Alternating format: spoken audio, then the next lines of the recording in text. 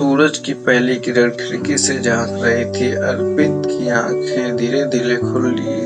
आज उसका 18वां जन्मदिन था। कमरे में रंग बिरंगे गुलाब के और टेबल पर रखे केक की मिठास हवा में घुली थी। माँ ने प्यार से माथा चूमा और कहा, बेटा अब तू बड़ा हो गया। अर्पित को समझ नहीं आया ये बड़ा हो जाना क्या मतलब है। वह तो रोज की तरह स्कूल जाने की तैयारी करने लगा, लेकिन अचानक से उसे एहसास हुआ कि वह स्कूल का नहीं बल्कि कॉलेज का हिस्सा बन था। नया सफर, कॉलेज का पहला दिन, नए दोस्त, नए प्रोफेसर और सबसे बड़ी बात आजादी का एहसास। अब उसे स्कूल की वर्दी नहीं पहननी थी, लेक्चर बंद करने की आजादी थी और मनचाहे सब्जेक्ट चुनने का विकल्प था। पर आजादी के साथ साथ जिम्मेदारियां भी बढ़ जाती। अपने फैसले खुद लेने थे। कौन सा कोर्स चुनना है, भविष्य में क्या करना है, यह सब माँ बाप नहीं बल्कि उसे ही तय करना था। कॉलेज में उसे एक निधि मिली।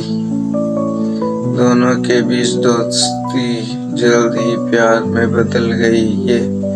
वे साथ में कैंटीन में बैठते, नोट शेयर करते और घंटों बातें करते। अर्पित को लगा यही उसकी जिंदगी है, पर जल्दी गलतफहमियां आ गई। निधि ने उससे दूरी बना ली। अर्पित का दिल टूट गया। उसे पहली बार एहसास हुआ कि प्यार जितना खूबसूरत होता है उतना ही तकलीफदेह होता भी है।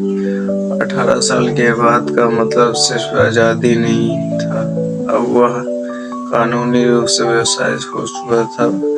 बैंक में अकाउंट खुला सकता था, वोट डाल सकता था और छोटे मोटे काम करके पैसे भी कमा सकता था।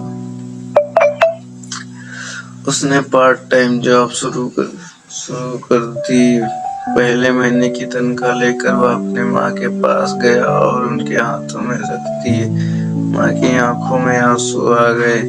उसे एहसास हुआ कि जिंदगी सिर्फ मस्ती नहीं, जिम्मेदारी का नाम है। अर्पित ने ग्रेजुएशन के बाद अपनी पसंद की फील्ड में करियर बनाने का फैसला किया। उसे कई असफलताओं का सामना करना पड़ा, लेकिन उसने हार नहीं मानी। धीरे धीरे उसकी मेहनत रंग लाई और वह अपने सपनों को पूरा करने में सफल हुआ। 18 साल के बाद जिंदगी एक नई दिशा में कदम रखती है। यह प्यार भी, जिम्मेदारी भी और असफलता भी। पर सबसे बड़ी बात यह है कि यह दौर आपको सिखाता है कि सपने देखने के साथ साथ उन्हें पूरे करने का हिम्मत भी चाहिए। जिंदगी आसान नहीं होती, लेकिन इसे जीना एक खूबसूरत सफर जरूर होता है।